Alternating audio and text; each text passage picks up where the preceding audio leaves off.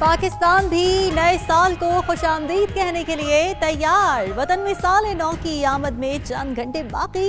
2025 का सूरज तलखो शीरीं यादें लिए गुरूब हुआ। सारा दिन सूरज बादलों और कोहरे में लिपटा रहा। उधर इस्लामाबाद, कराची, लाहौर समेत मुल्क के मुख्तलिफ शहरों में साल नौ पर जश्न की तैयारियां। रात 12 बजे गवर्नर हाउस कराची में शानदार आतिशबाजी होगी। लाहौर में लिबर्टी चौक पर शानदार आतिशबाजी से साल नौ को वेलकम किया जाएगा। नए साल पर हवाई फायरिंग जश्न नहीं जुर्म तस्वुर होगा। न्यू ईयर नाइट पर मुल्क के मुख्तलिफ शहरों में सिक्योरिटी के सख्त इंतजामात। इस्लामाबाद में तफरीही मकामात और दाखिली रास्तों पर इजाफी नफरी तैनात। लाहौर पुलिस ने सिक्योरिटी के लिए खुसूसी टीम्स तश्कील दे दी। हवाई फायरिंग, वन व्हीलिंग, रेसिंग, हुल्लड़बाजी करने वालों से आईनी हाथों से निपटने की तैयारी। कराची में हवाई फायरिंग करने वालों के खिलाफ सख्त एक्शन होगा। शहर कायद में डबल सवारी पर पाबंदी।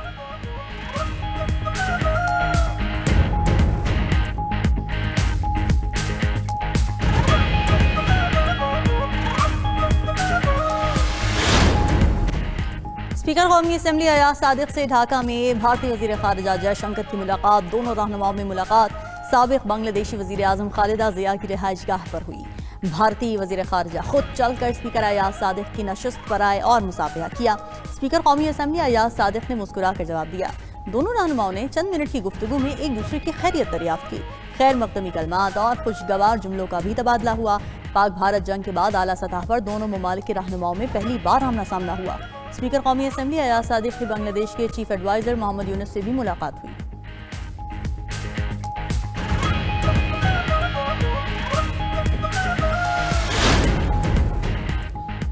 पाकिस्तान का यमन में तशद्दुद बढ़ने पर गहरी तशवीश का इजहार। यमन के इत्तेहादी और इलाकाई सालमियत की मुकम्मल हिमायत का इरादा। पाकिस्तान का सऊदी अरब के साथ मुकम्मल यकजहती का इजहार। यमन में पायदार अमन इस्तेहकाम की तमाम कोशिशों की हिमायत। तर्जुमान दफ्तर खारजा का कहना है कि यमन में किसी भी यकतरफा इकदामात की सख्त मुखालिफत करते हैं। यमन में यकतरफा इकदामात से सूरत हाल मजीद कशीदा होगी। सऊदी अरब की सिक्योरिटी पाकिस्तान के लिए अहम है। पाकिस्तान सऊदी अरब से हर मुमकिन ताउन जारी रखेगा। यमन का मसला सिफारतकारी से हल किया जाए। पाकिस्तान का यमन में कशीदगी कम कराने की कोशिशों का खैर मकदम। ज़र मुबादला ज़खायर 21.2 अरब डॉलर से बढ़ गए। इक़्तिदार संभाला तो शदीद चैलेंजेस का शिकार मईशत मिली। वज़ीर आज़म शहबाज शरीफ के इक़्तिसादी गवर्नेंस इस्लाहात की तकरीबी रूनुमाई से खिताब। कहा कि ज़र मुबादला के ज़खायर तेज़ी से कम हो रहे थे। अफराते ज़र तकरीबन 30% तक पहुँच चुका था। अब अफराते ज़र 29.2% से कम होकर 4.5% तक आ चुका। 2025 में टैक्स टू GDP तनासुब से बढ़कर 10% हुआ। टैक्स वसूलियों में 26% इजाफा हुआ। हुकूमती निज़ाम को डिजिटल निज़ाम में मुंतकिल कर दिया।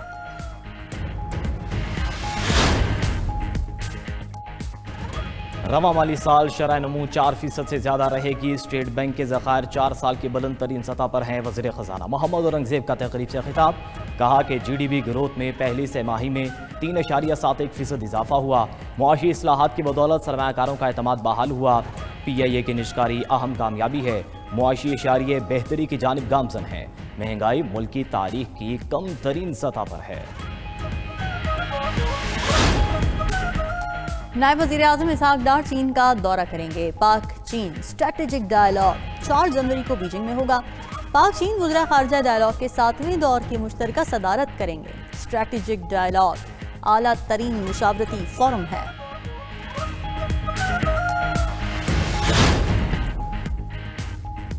कौमी असम्बली में अपोजिशन लीडर की तैनाती में पेशरफ चेयरमैन PTI बैरिस्टर गोहर और आमिर ढोगर ने अदालती केसों से मुतल्लिक दस्तावेज स्पीकर ऑफिस में जमा करवा दी।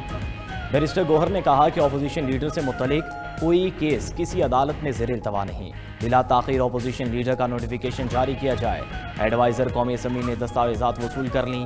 कहा कि अब से अपोजिशन लीडर की नामजदगी का प्रोसेस शुरू होगा। अपोजिशन लीडर का ओहदा खाली होने का ऐलान करेंगे।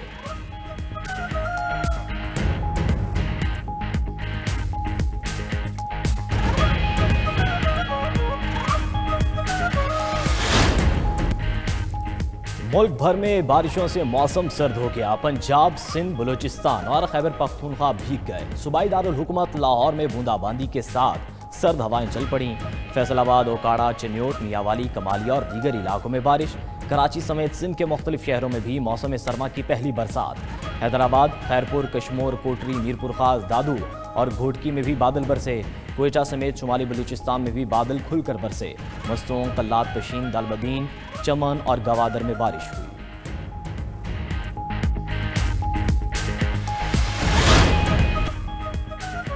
साबिक वज़ीर-ए-आज़म नवाज शरीफ और वज़ीर-ए-आला पंजाब मरियम नवाज वतन वापस पहुंच गए।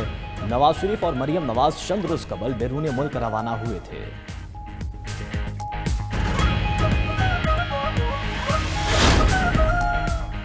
इस्लामाबाद में शाहीन चौक मंसूबा आवाम के लिए खोल दिया गया।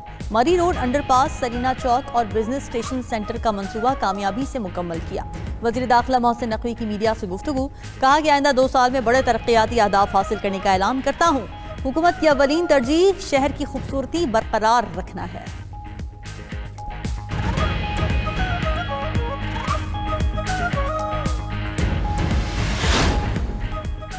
कराची में निस्फ सदी बाद दोबारा डबल डेकर बसेस चल पड़ी। सीनियर सूबाई वजीर शर्जील मेमन ने डबल डेकर बसेस का इफ्तिताह कर दिया।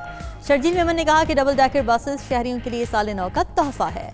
पहले मरहले में डबल डेकर मलीर से शाराए फैसल तक चलेंगी। आवाम को ज्यादा से ज्यादा सहूलियात दे रहे हैं। डबल डेकर बसेस का किराया 80 रुपए से 120 रुपए तक होगा। बस सर्विस कल से आवाम के लिए खुल जाएगी।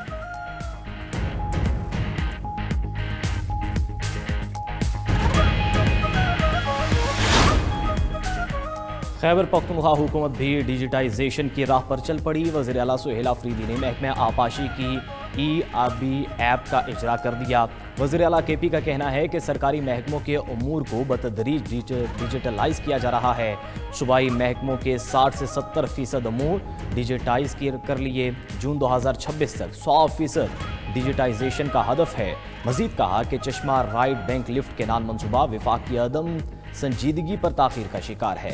रबल हाइड्रो पावर प्रोजेक्ट पर 85% काम मुकम्मल है।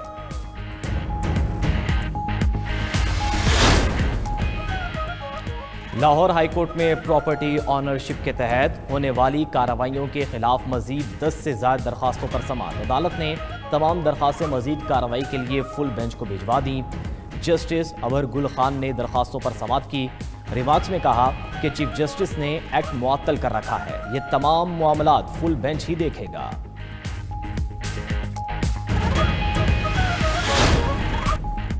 यकम जनवरी से एलपीजी की कीमत में 10 रुपये 68 पैसे फी किलो इजाफा। 11.8 किलो के घरेलू सिलेंडर की कीमत 126 रुपये बढ़ गई।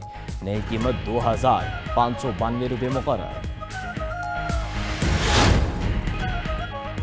इसराइल की गजा में बर्बरियत जारी से होनी फौज के हमले में मजीद एक फ़लस्तीनी शहीद, 10 जख्मी हो गए।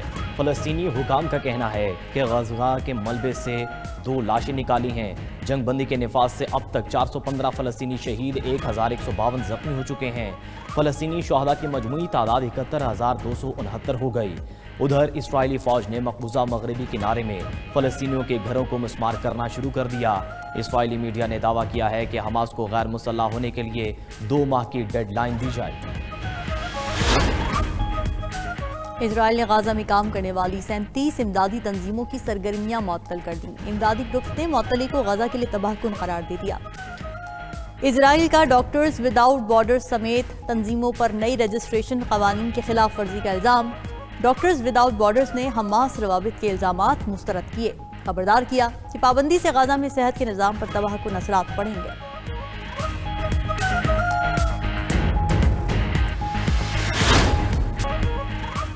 ईरान में हुकूमत मुखालिफ एहतजाज चौथे रोज में दाखिल। करेंसी की गिरावट और महंगाई के खिलाफ ईरानियों के मुल्क भीड़ मुजाहरे। दारुल हुकूमत तेहरान में ताजिरों ने बाजार बंद कर दिए। मुकामी शहर फासा में मुजाहिरीन की गवर्नर के दफ्तर में घुसने की कोशिश। गुज़श्ता रोज तलबा ने भी ताजिरों के साथ मुजाहरे में हिस्सा लिया था।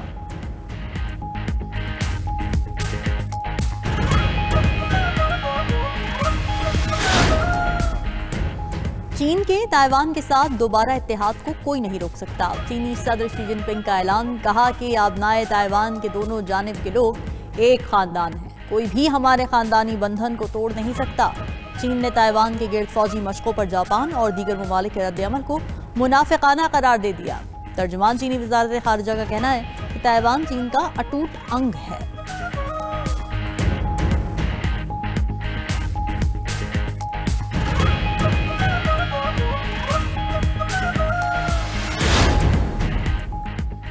बरतानिया में बिजली की फराहमी मुअत्तल होने से ट्रेनों का निज़ाम दरहम बरहम। अहम शहरों को मिलाने वाली ट्रेन सर्विस यूरोस्टार मुकम्मल तौर पर बंद। लंदन से पेरिस, एम्स्टरडैम और ब्रसल्स को मिलाने वाली तमाम ट्रेनें मुअत्तल। बिजली मुअत्तल होने से एक ट्रेन टनल में फंस गई। सैकड़ों मुसाफिर 6 घंटे तक ट्रेन में फंसे रहे।